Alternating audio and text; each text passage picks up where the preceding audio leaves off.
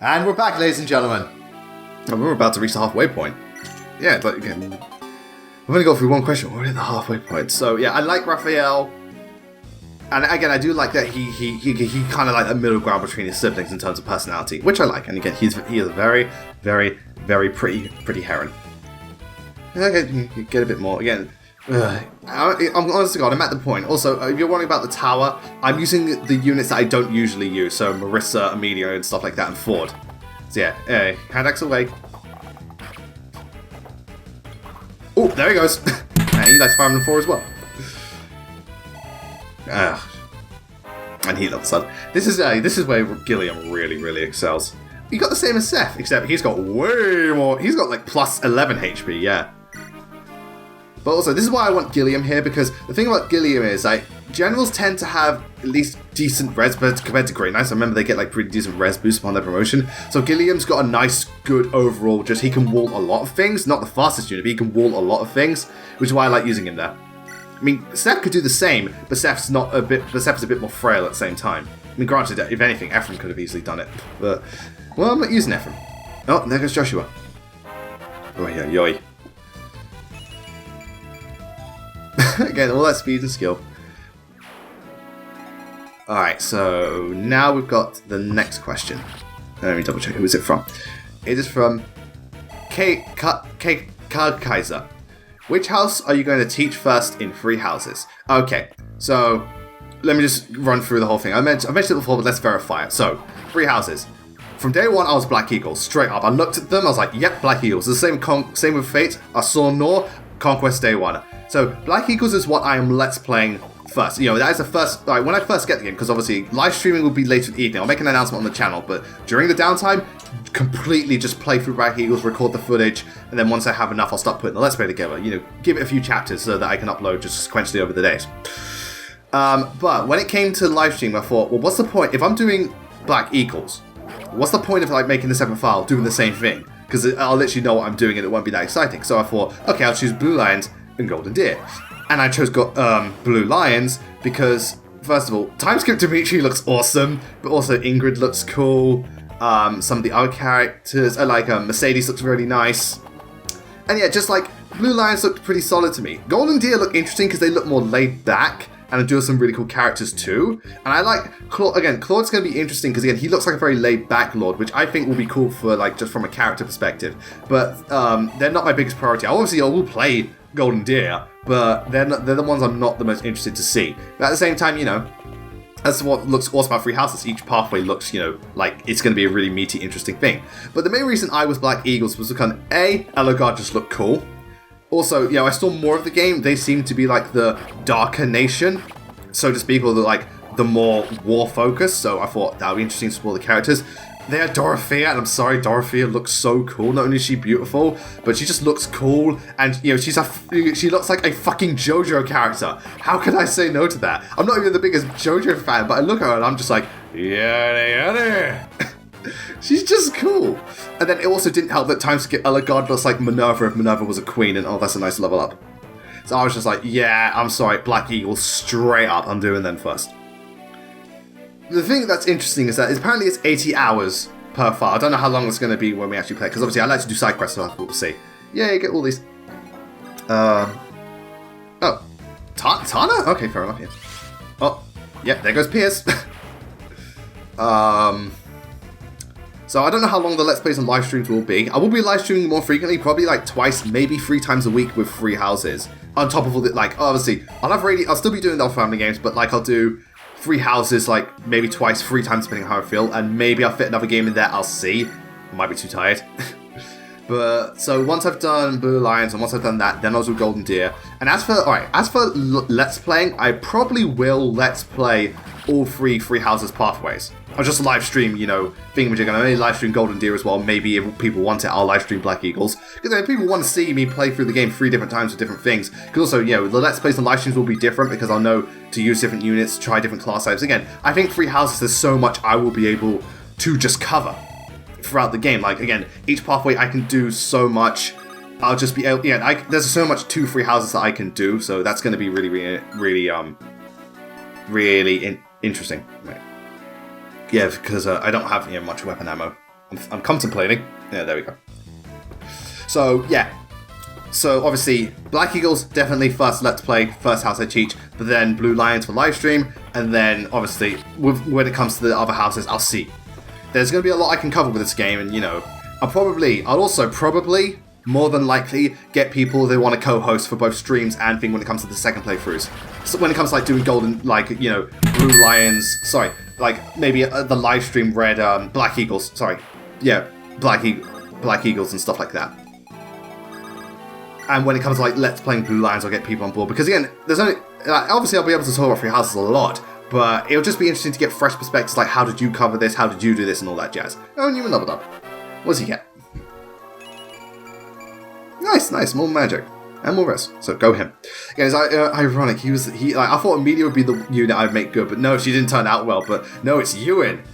Ewan, of all people, he just got... he got real good. So, yeah, that's the schedule for Free Houses. So, cool. Okay. Alright, so next person. 2 questions from Moon Angel Fire. Which of Morrigan's supports in Awakening is your favourite? Honestly, I just like her sister support, to be honest. Like whoever her sister is. I don't know why, but I just really dig that one. I just like the way they like bond and all that jazz. Like the mother one I don't really dig, and the Robin one's fine, but the sister one I think is a little bit sweeter. Particularly like if it's female Morgan. I can't remember if male and female Morgan have the same supports. If it's like they have a brother or sister, I can't remember, but that one in particular is the one I like the most. Yeah. So obviously this side, mostly axe users. Obviously you've got your occasional bow and he uses a sword too. And there goes his crit. Nice. So yeah, so it's obviously good to have those types of units over there. Gilliam was like, I can do this all day. Yeah, so that's one of my Morgan's favourite supports for me. And the other question from Moon Angel Fire was, based on your experience with genealogy, what chapter is the worst? Well, again, I've only played the first half. I'm playing through Gen 2, I'm on chapter 6, and honestly, that's just a pretty standard chapter, nothing special about it. It's not bad, it's not good, it's just okay, it's just there. But in terms of Fire Emblem 4, which chapter did I really not like? I think the one I didn't like is the one, because I remember the first one is the prologue, then there's a chapter where you get Jamp. I think that's chapter 1. I wasn't a fan of that map just because there was so much forest to get through, and I found that really, really annoying. But Ira and Jamp were in the Jamp, then story-wise it was very, very good. Chapter 2, you had the one where you get, there goes the crit. Keep speaking of Fire Emblem 4, good lord. That's the one where you get Lachesis. That one, okay, that one was a real slog, I'm not gonna lie. That one was a real fucking slog. Not the worst in the world, but chapter 1 and 2 probably my least favourite. Chapter 3 I actually quite liked. So that was the one with Eldegan, that's when you got the, spoilers, he died, and that was like holy shit. But that's also where you get Bridget or something like that, and Claude. And you also can just get the Earth Sword, and then I like how the map's laid out, then you got to go to the beach area. I like that one a lot more. I found that one less daunting. Chapter 4, gameplay-wise it wasn't very evolved, but it was really, really cinematic in terms of what they did in terms of Lewin's story, and like everything that went down, like all the betrayal going on, just everything that went on. That one felt really cinematic. That was like a cutscene unto itself. So while not a great map, I appreciate how much they, the type of what they were trying to do. Chapter 5, actually, I think that's the best map in Genealogy, because not only is the layout good, not only is there multiple objectives to do, but it's not too, daunting, but just, the story, the way it comes forth, all that happens with Quan, and stuff like that, it's like, oh my god, it's just so impactful, but also fun and challenging at the same time, and it's not too daunting to traverse, aside from the desert area, but what are you going to do? So, yeah, Chapter 5 is my favourite. My least, probably 2 or 1. I'd have to play it again, or go look over the chapter again to verify. Oh, nice. But it was either one of those two for Genealogy. I haven't played part 2. Apparently, Gen 2 is where it becomes a bit more traditional FE, and it's not as good, but I'll have to wait and see for myself. So far, it's off to an okay start, but I can definitely see in terms of the story it being a bit more generic, because it's kind of like, this is the there goes Fire Emblem 5. This is the Emperor, he's evil, let's rebel. God, it still has its dark themes with, they say how some of the women are treated and stuff like that, and how, what happened to their parents and stuff like that. There we go again. but it does feel a bit more generic in terms of just the general setup, whereas Genealogy Gen 1 was a lot more interesting, like the political intrigue, all the betrayal going on, because again, you were just trying to maintain control and trying to, you know, prove your innocence, whereas, you know, this one you're just obviously fighting against the greater power, whereas in, there it goes again, in Thing, you are one of the great powers, to be honest. So yeah, it was kind of, yeah, so I'd have to say that was probably my least favourite. Oh, sorry, I need to take a small break again. Yeah, wait, I swear I give him a tomahawk, and oh, there we go. Wow, talking about Fire Emblem 4, and it's just like just crit for days. Good lord. Now we got the 4 best stats. Oh, good lord. I forgot how much. You know what's ironic? When it comes to Let's Plays, I like my mouth hurts a lot more when I'm talking, but live streams not so much. But then again, with live streams, because again, I stop and start a lot more, whereas Let's Plays, I try to be as continuously flowing as possible. Oh boy, you done fucked up. You done missed the 64. So yeah, that was why I said for Genealogy. And level up for Cormag. Go him.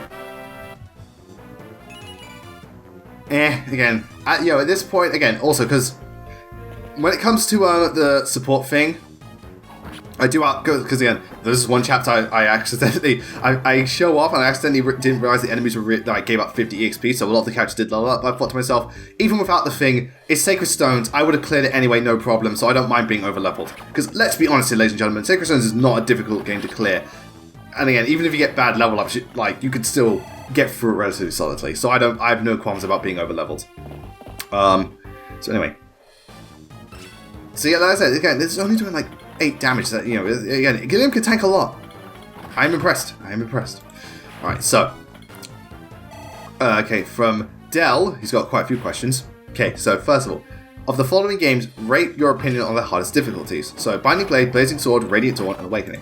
Binding Blade hard mode is a bit of a mixed bag for me, because I did actually test play it before, because I wanted to see what it's like for my thing. Binding Blade hard mode is a bit of a mixed bag. I like that the enemies are harder, there is more of them, you know, they're not afraid to respawn, and it is a challenge. But my biggest problem is starting out, you are really, really, really strapped for good units. You've pretty much got Marcus, the Cain enables, Roy to an extent because of the super effective damage, Deke and Rutger. Everyone else, Lou maybe. Because again, even Shana's not that great because again, her really low DPS. Like, whereas everyone else really, really can't hold their own, and it's really difficult just to kill so much as one enemy, because the one thing Binding Blade loved to do was really increase the enemy's HP. And not only that, but because of that, like, the enemy phase could be really long, and you just slowly chip away at them, and you run. Alright, and I know it's Binding Blade, for God's sake, stock up on weapons, for the love of all that is sacred, stock up on weapons, because you'll go through them like no one's business. But that being said, as you go later down the line, you get more units with hard mode bonuses, and you get a much better team, it really starts to show, because the enemy is stronger, but you get stronger units too. Like, again, hard mode Milady, fucking hell, she has like pre-promote stats. Like, better than pre-promote stats. Like, 17 strength upon base. I'm like, hell yeah, I'm pretty sure it's 17, I can't remember. But, yeah, so, later on, alright, Binding Blade hard mode gets better later on when you've just got better units in the game. Because of that, the game is a bit more balanced. Starting out, though, I think Binding Blade hard mode, it's not a case of being overly hard, it's just really, really daunting and tedious. Because you're so strapped for good units. And that also plays in the problem of Binding Blade's unit balancing, because the hard mode bonuses they gave to enemy units is really good for the most part. Razor's like insignificant. But like because of that, the non-hard mode bonus units really, really suffer. Like again, the Lena really suffered, you know, and stuff like that. But you know, obviously Gwendolyn and Sophia are like literally useless. So I'm gonna try Gwendolyn still.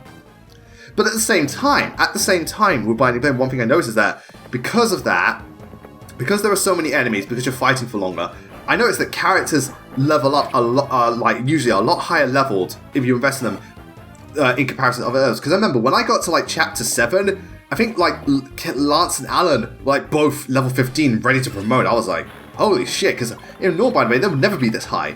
So there is that benefit too. So it's a bit of a mixed bag. Starts bad, gets better. Alright, so Blazing Sword hard mode. That one, well, when most people think of Blazing Sword hard mode, they think of Hector hard mode, so I'm going to do Hector hard mode. Hector Hard mode I like because, one, it actually does change up the enemies, and it does change up the positionings, which I like. Again, I like when they do that, because it makes it feel more than just everyone got buffed. Most of the enemies aren't that much stronger, minus a few where sometimes, like the Valkyries and some of the guiding champs like Genesis, that's where they went overboard and the enemies are a bit too strong. That's a bit of a pain. But I also like how in Hector Hard mode, you don't have to just rely on markers. Hector and Osmond are actually really good because of the archers and Pegasus Knights and so on. But at the same time, it also reinforces the really annoying thing with just so many rage units, and the sword units really suffer. But again, I do, and there goes another crit. And also, I really don't like how little the EXP is, but I like that it feels, Hector Hard mode feels different to me. It's not just, you know, hard. It's not just the same game but harder. It feels like I'm playing a slightly different Fire Emblem game, and I really like that. I like Hector Hard mode. I also think it's a good introductory hard mode because it's not too hard, and it's different enough so I don't think players will be fatigued by playing it over again, or like playing it straight after playing normal mode. Later the more you play it, the more you probably notice its flaws, but I think it's a good introductory hard mode. Okay, sorry. And then next up is Radiant Dawn Lunatic. See, that one I haven't played, but I hear it's a bit of a mixed thing. Okay, so obviously, Dawn Brigade, real problem. Like, because again, lower EXP, harder enemies, holy shit. Weapon triangle effects, like, can help and can nerf some units. Like, Edward really suffers because of it, whereas Nephany actually benefits because she doesn't get disadvantaged against Axe. But for me, Lunatic, it seems like it's just Radiant Dawn, but it's just an more extreme version of Radiant Dawn. So obviously, you know, Hari is going to be really, really useful. Obviously, Fiona is going to be literally pointless. Wow, those generals are fucking slow as shit. But, so yeah. So it just seems to me like it's Radiant Dawn on steroids, which, yeah, can be a good thing, but for me, that's going to be daunting as all hell. But apparently the game, again, like Path of Radiance, again, you really want to just forge in that game, which, fair enough. Ow, fuck you. Oy. And then Awakening. Okay, I'm sorry. Awakening, Lunatic, and Lunatic Plus are stupid. Lunatic, at least, you know, isn't that bad. It's just so Frederick-centered at the beginning. But Lunatic Plus is just dumb. I'm sorry. I really don't like Lunatic mode because A, it's pretty much just Frederick only. B, you got to pair up so much, and just the enemies are just, I think it's stupid how strong they are. Like, my god. So I don't like Awakening Lunatic at all. I really don't. And Lunatic Plus is just, you know, that is evil. Like, I know most people say Maniac mode, Path of Radiance is the worst, but thing is just nice. The free missile. What is that? That is just evil. I'm sorry. Oh, it's got. Now it's using the hatchet. It got passed down eventually. So, in terms of those ones, yeah, I don't like Binding Blade. Gets better later on. Hector Hard mode, good introductory. Radiant Dawn, just on steroids. Thingy, no, I'm sorry. No, just no, it's awful. Oh, okay. Oh boy. My god, it's like, oh, you're doing 0 damage, dude. Why? And this guy's doubling you. Oh. He's a new recruit. Okay. Sorry, need to take a small break again. Been talking for this long, my god. Okay. We've still got Dell's questions. Okay, so favorite fire. Alright, it's Pokemon related. Favorite fire type, dragon type, and ground type Pokemon. Okay, that's easy. Favorite fire type, Typhlosion. I love it. It's my first. Tentacle's my first Pokemon. I love its monotyping. I love its design. I love that it can learn Eruption, and I love that it can learn stuff like Extrasensory and Thunder Punch. I just love Typhlosion. I'm biased, but I don't care. I love Typhlosion. Favorite dragon type, Salamence. Salamence looks cool. Its Mega Evolution is great. It can run a really good mix build. Like, it has a really good move pool with, like, Dragon Dance. It's got, like, Fire Blast, Earthquake, Zen Headbutt. It's got, Salamence is extremely versatile, and I love it for it. There goes Ephraim. Favorite, and it looks cool. Favorite ground type, Nidoking. Nidoking stat-wise isn't the best, but I love the design. Even though it's tiny, which is weird. I thought it'd be huge, or at least pretty decent size. But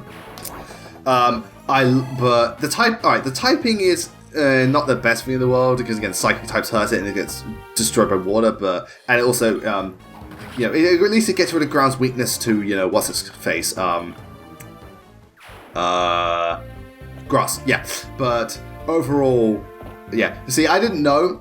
See that bit there. I didn't know that warriors and generals would be there. So I would have put Garcia there sooner, but I didn't know at the time, obviously. What do you call it? And yeah, but I love Nidoking's favorite thing for me is his move pool. It can run a mixed build set. Oh, Steph's like, oh god, oh the power, Ephraim, I know how it feels. Hey, I got close too. I know how it feels as well. Yeah, but your bases. Shut up. So yeah, but I love that's why I want Nidoking to have Mega, because if it had the bases or if it had the stats to run either both sets, I know Nidoking is generally preferred as a special set. That doesn't count because it's Killer Bone. As a special set because of power, but I prefer physical because Poison Jab, Mega Horn, Earthquake, and what else do I teach? I can't remember what the third move I teach. Oh yeah, Stone Edge or Rock Slide just for coverage. But also Nidoking can run Ice Beam, Earth Power, and just other stuff like Shadow Ball and all that jazz, and Sludge Bomb or Gunk Shot. Yeah. So Nidoking I love for its versatility. So yeah, those are my favorite of those 3 types. There he goes off. At least he's smart enough to do that. Nope. Okay, so if you've seen the other Fate anime, Apocrypha Extra Last Encore, what's your favorite servant? Haven't seen the other Fate anime, so I don't know about those ones. I mean, I heard of Apocrypha is pretty solid, but again, I can only go off Zero, Unlimited Blade Works, and Dean Stay Night. Alright, my favorite is Berserker from just a power and a design aspect, because I think he looks awesome, and I love his Noble Phantasm. But in terms of character, Saber's easily the best. I just love Saber's portrayal. Even in Dean Stay Night, I thought Saber was great. But I also really like Ryder 2, and Caster from Stay Night. Sorry, Ryder from Zero is great. Gilgamesh, I really like as a villain, especially in Zero. Caster from Unlimited Blade Works, I really, really like. I thought she's really interesting. But aside from that, yeah, that's about it. So yeah, that's Berserker's my favorite servant from a bias standpoint, but overall I'd say Saber. But the other ones are good too. Nice, go Garcia. 20 strength, very nice. Okay, so favorite archer, mage, and thief, ninja, outlaw. Okay, so I kind of covered this on Twitter. Favorite archer is Shinon because this is you can go to get some extra stuff. I just buy thing because I don't need any promotion items. I don't think I have the silver card on me. I can't remember. But Eirika, oh, nice. It gave me 5 4. Jesus Christ. What is it with just people with 5 4? Then again, this map size. And it's probably hot, not even a quarter of what 5 4 is like. Oh, good levels. I like the good levels. They're nice.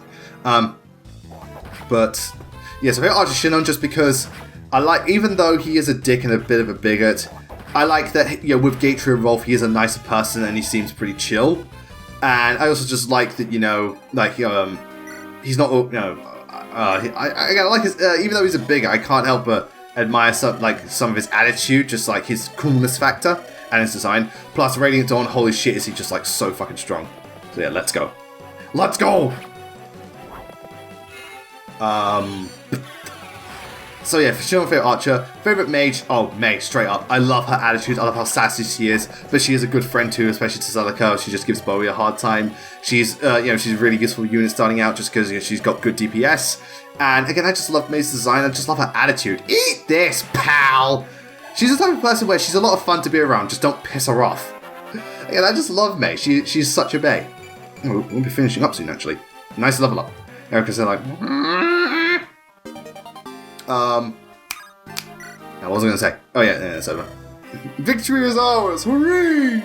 And then favorite ninja, thief, outlaw. Ninja, it's kind of between Kaze and Kagero. Kaze is the more interesting character, but Kagero is interesting too, and I like a lot of her supports. And alright, gameplay-wise, Kagero is very much glass cannon in terms of really high DPS, but really bad defense, whereas Kaze is just really good speed and res, so really good magic tank. I'd say Kaze overall just because he gets to do, he has more supports and all that jazz.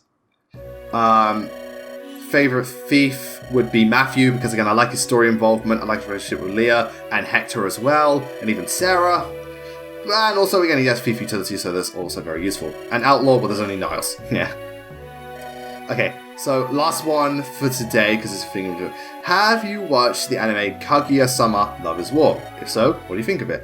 I have not. But I know it's the one where it's like basically it's two tsunderes trying to confess their love, and apparently it is absolutely brilliant. And, you know, I will absolutely believe that. It's on my watch list. I want to watch it. But at the moment, again, the only anime I've been watching is Titan. Literally, that's the only thing. I haven't even watched Mob Psycho Season 2, which apparently is amazing. Haven't watched One Punch Man Season 2, which I heard is disappointing. Haven't watched the Fruits Baskets remake. There's a lot I need to catch up on, ladies and gentlemen. It's just, I have been busy. Yeah.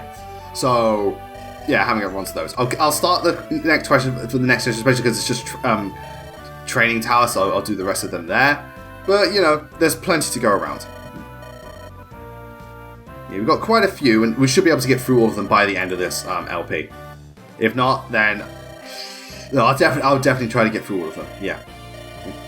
So yeah. Also, after this chapter, this is it's the point of no return. We're never going to use that tome, and I don't know if we're going to use that staff either. We'll see. We'll use the money. Thank you. Yeah. What was it? Yeah, so after this chapter, when you go to the next chapter, make sure, if you go into the next chapter, make sure that you, start hop on whatever you want, because again, there's the point of no return. Whew, I am exhausted from doing all this talking. Again, me mouth muscles, man, me mouth muscles. Yeah, we ought to stock up on supplies, yes. See, it tells you. I don't want to take any reckless chances. Kind of like you mean the time you gave away the Sacred Stone to Leon? Fuck you! Okay, I don't need to hear this! See, I saved enough of them, and I think I get a Knight's Crest. You can just sell that. I'm pretty sure, at the very least. Ooh. Woo! Sorry. I'm a bit tired, ladies and gentlemen. We're ashamed because it's such a bright and beautiful day outside. Oh no, it's a light brand, okay. So it's not a Knight's Crest. I'll take that. I'll very much take the light brand. Okay, so thank you everyone for joining in. Sorry that it took so long to get back to this, but now that we're here, let's just get through the rest of the game. So I hope you enjoyed this part. Next time we meet, we're going to the training tower so that we can explore it, see what there is to do, and use some of the units that didn't get enough time in the spotlight. So that should be interesting and fun to watch. And also get through the rest of the questions. But until then, thank you all very much for watching. I hope you have a wonderful evening or a wonderful day. Take care, and we'll see you all next time.